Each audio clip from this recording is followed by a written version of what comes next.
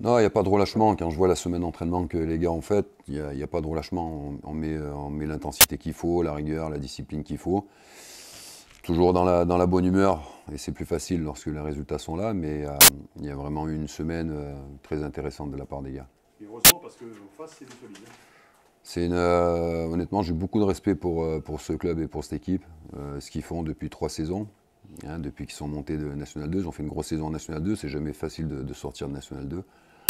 Et ils ont failli monter la saison passée, ça s'est joué à rien du tout. Hein. Ils ont laissé échapper la montée qui leur tendait les mains et ils sont encore dans la course cette année.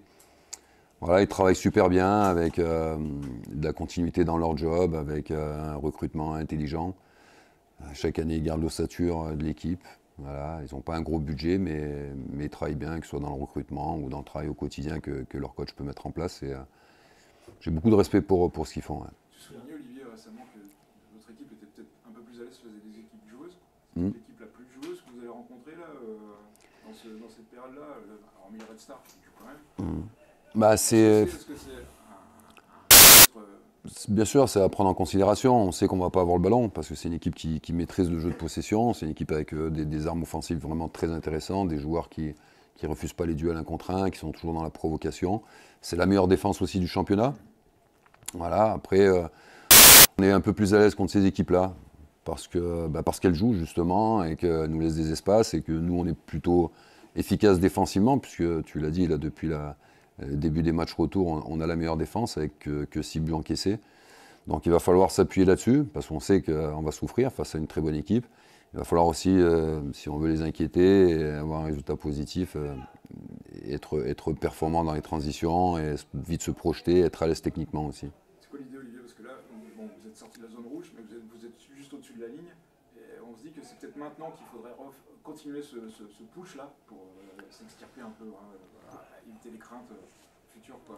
Non, ouais, c'est l'idée. On sait que oui, on a travaillé dur pour sortir de cette zone-là. Maintenant, il faut y rester en dehors. Et c'est fragile puisque on est 7-8 équipes, même plus. Même plus. Et on est une dizaine d'équipes à être concernées, voire plus même.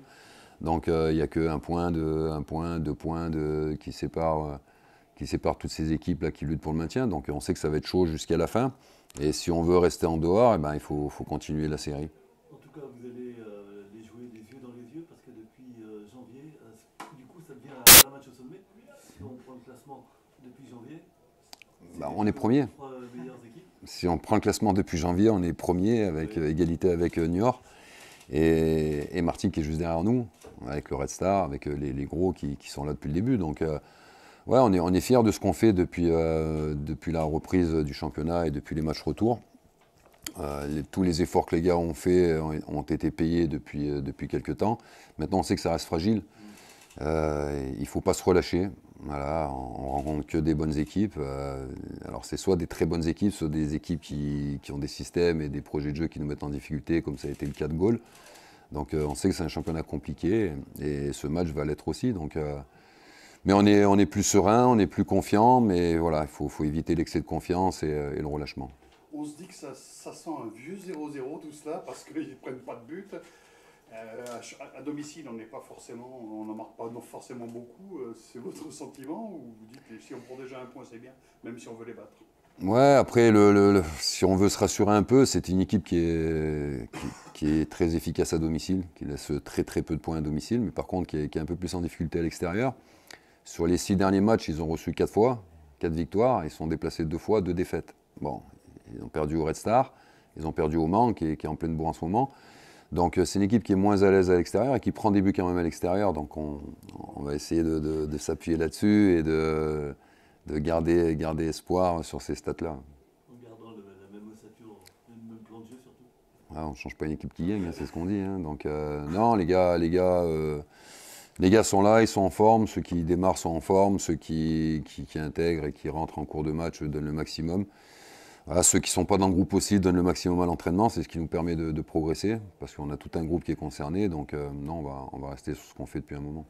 Pour revenir sur la problématique du gardien, on se souvient que Brice avait fait un excellent intérim quand Hillel était parti en sélection, mais c'était qu'un intérim. Là, on sait que c'est jusqu'à la fin maintenant. Est-ce que c'est différent?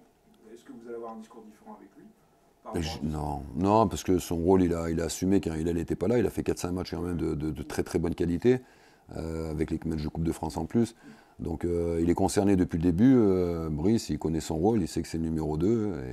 Et il a très bien fait son intérim. On a une grande confiance en lui. Je vous dis, on est déçus parce qu'on perd un très bon gardien. Pour nous, pour le groupe, pour le club. Mais moi, ma tristesse, elle est plus pour lui, quoi. Elle est plus pour lui parce que c'est jamais évident d'avoir une grosse blessure comme ça et pouvoir rejouer que si tout se passe bien la saison prochaine. Donc,